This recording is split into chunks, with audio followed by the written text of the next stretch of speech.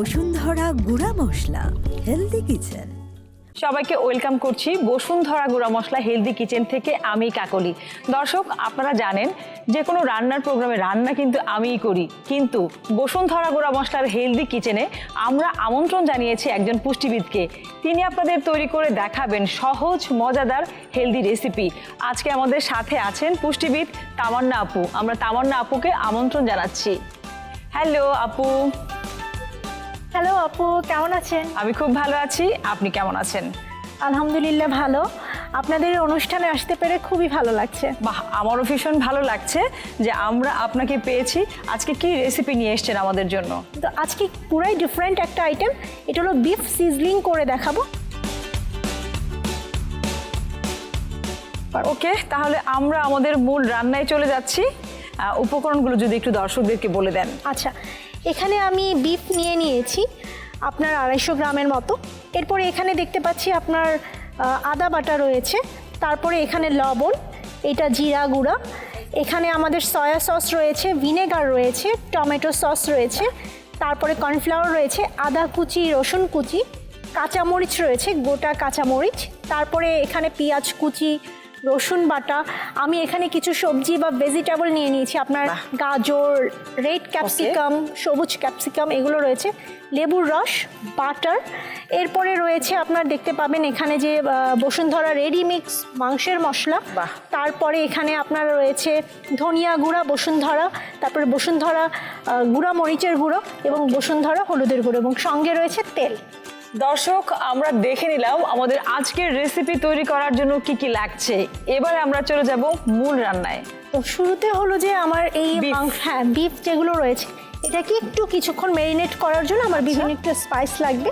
শুরুতে হলো যে আমার ভিনেগারটা দিবেন খুব অল্প পরিমাণে, 1 টিস্পুনের মতো আমি ভিনেগার দিয়ে দিচ্ছি। এরপরে সয়া সস রয়েছে, সয়া সসটাও একটু অল্প পরিমাণে দিয়ে দিচ্ছি। এরপরে একটু সামান্য আদা বাটা, রসুন বাটা আর লেবুর রস, খুবই সামান্য। এটা করতে খুবই আমরা অল্প স্পাইস দিব। 1/2 টিস্পুনের মতো রসুন বাটা দিয়ে দিয়েছি। এরপর লেবুর রসটা আপনার 2 থেকে 3 চা চামচের মতো একটু লেবুর রস দিব। আদা বাটা দিয়ে দিচ্ছি। এরপরে দিয়ে দিব হলো লবণ, যেটা না হলে আমাদের হবেই না। এটা অবশ্যই স্বাদ মতো। তারপরে একটু কর্নফ্লাওয়ার দিব। কর্নফ্লাওয়ারটা আমরা ক্রিস্পি ব্যাপারটা হবে। দর্শক, আমরা জানি কর্নফ্লাওয়ারের কারণে কিন্তু বিফটা একটু ক্রিস্পি হবে। আপু, আপনার জন্য এখানে রয়েছে বসুন্ধরার মাংসের মশলা। এটা কিন্তু রেডি মিক্সড, খাবারের টেস্ট, ফ্লেভার এবং কালার তিনটাই কিন্তু খুব ইনহ্যান্স করবে। আমি এখানে দিয়ে দিচ্ছি কতটুকু? খুবই সামান্য, 1 থেকে 2 চা চামচের মতো। আচ্ছা, এরপরে এটাকে খুব ভালো করে মেখে আমরা হলো যে 3 থেকে 4 ঘন্টার জন্য ম্যারিনেট করে নিব।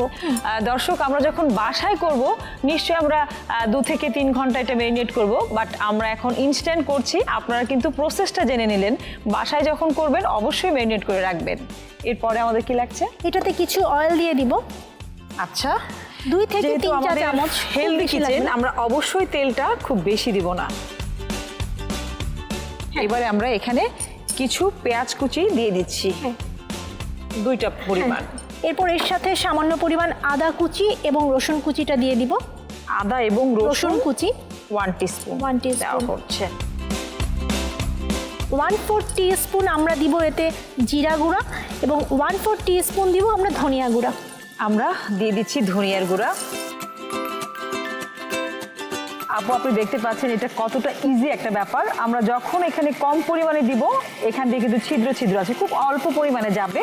আবার যখন আমাদের একটু বেশি দিব তখন কিন্তু একটু বেশি দেওয়া যাবে। মানে এই ব্যাপারটা কিন্তু ভীষণ আমাদের খুব কাজকে অনেকটাই ইজি করে দেয়।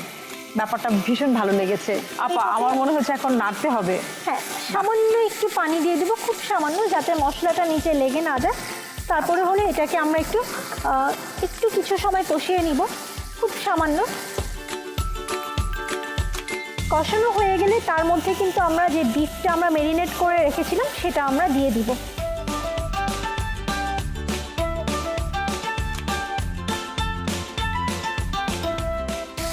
এটা আসলে যেহেতু আমি নেড়ে দিয়েছি, এখন কিছুক্ষণ হলো ঢেকে রেখে দিব। ওকে, খুব বেশি না, 5 থেকে 6 মিনিট। যেহেতু আমাদের কিছুক্ষণ সময় লাগবে, এই সময় আমরা একটা বিজ্ঞাপন বিরতি নিয়ে আসতে পারি। দর্শক, আপনারা দেখছেন বসুন্ধরা গুঁড়া মশলা হেলদি কিচেন। এই ফাঁকে নিয়ে নিচ্ছি ছোট্ট একটা বিজ্ঞাপন বিরতি। কোথাও যাবেন না, আমাদের সাথেই থাকবেন। দর্শক, ফিরে এলাম বিজ্ঞাপন বিরতির পর। আপনারা দেখছেন বসুন্ধরা গুঁড়া মশলা হেলদি কিচেন। আপু, আমাদের রেসিপির কি অবস্থা? মাংসটা কিন্তু আমাদের প্রায় আপু হয়ে আসছে। এখন আমরা যেটা করব সেটা হলো এই ফাঁকে আমরা ভেজিটেবলটা একটু তৈরি করব। ওকে, আপনাকে দিয়ে দিচ্ছি বাটার কিউব আমরা অ্যাড করে দিই। আমরা তো কিছুটা বাটার দিয়ে দিয়েছি। এবার এই ভেজিটেবলস গুলোকে আমরা জাস্ট একটু সতে করে নিব, এই তো? জি, বাটারের সাথে খুব সামান্য অয়েল দিয়ে দিচ্ছি, তাহলে বার্ন করবে না। বাটারটা যখন গলে যাবে পুরোপুরি, তারপরে এর মধ্যে আমরা ভেজিটেবলটা দিয়ে দিব। এই ফাঁকে আমি একটু বলে নিই, যেহেতু আজকে ভেজিটেবল হিসেবে আমি ইউজ করেছি রেড ক্যাপসিকাম, গ্রিন ক্যাপসিকাম এবং হলো যে ক্যারট, তো এটার কিন্তু অনেক পুষ্টিগুণ রয়েছে। আমরা যখন বিফ খাই তাতে কিন্তু প্রচুর পরিমাণে আপনার আয়রন, জিঙ্ক থাকে। পাশাপাশি আমরা যখন রেড ক্যাপসিকাম, গ্রিন ক্যাপসিকাম এবং ক্যারট নিব, এগুলোতেও কিন্তু প্রচুর পরিমাণে ভিটামিন এ এবং বিটা ক্যারোটিন রয়েছে, যেটা আমাদের চোখের জন্য খুব উপকারী এবং স্বাস্থ্যের জন্য অনেক উপকারী। আমাদের কিন্তু এই ক্যারটস, তারপরে হলো যে আপনার গ্রিন ক্যাপসিকাম, রেড ক্যাপসিকাম রোগ প্রতিরোধ ক্ষমতা বাড়াতেও সাহায্য করে। বাটারটা গলে গেছে, এবারে গরম হয়ে গেছে, কিন্তু আমরা দিয়ে দিতে পারি। জি, এর মধ্যে আমরা খুব সামান্য পরিমাণ একটু সল্ট অ্যাড করে নিব। ওকে, 1 পিঞ্চ, জাস্ট 1 থেকে 2 মিনিট জাস্ট একটু সতে করে নিতে হচ্ছে। বিফটা কিন্তু আমাদের হয়ে গিয়েছে এবং সুন্দর একটা কালার চলে এসেছে। এটাতে কিন্তু আমরা কোনো গ্রেভি বা ঝোল কিছুই থাকবে না, একটু ভাজা ভাজা থাকবে আপনার এটা। আচ্ছা, দেখে নিই আপু ভেজিটেবলের কি অবস্থা। হয়ে গেছে আমাদের কিন্তু ভেজিটেবলটা হয়ে গিয়েছে আপু। এখন আমি দুইটা একসাথে মিক্সড করে নিব। জাস্ট এটা একটু নেড়ে নিতে হবে, এই তো? হ্যাঁ, মিক্সড করে ফেলেছি, দেখতে পাচ্ছেন।